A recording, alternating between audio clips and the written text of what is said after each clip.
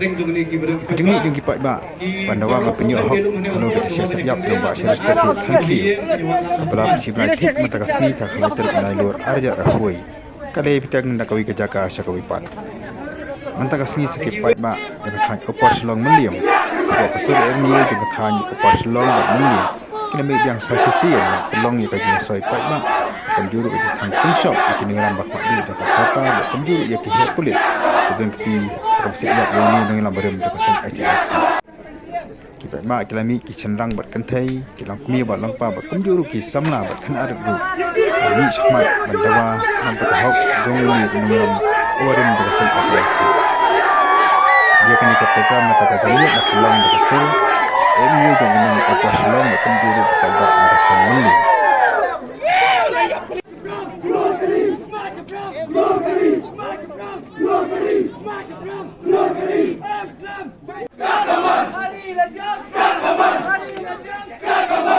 Iru bahkan dikasih dan gajinya soy Paidbah agak benar kapal kadang kedua dan buat syarikat terfit thank you nak bentar penolong yang kecing dawa kemudian kecing kersan yang kasur Paidbah nak mulai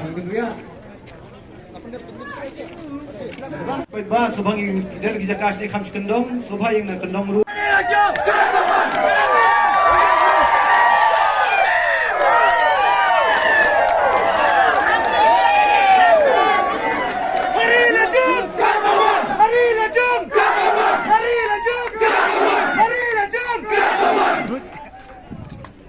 Regarding the demand of removal, we have maintained our stand that whatever action is to be taken has to be on the basis of fair inquiry.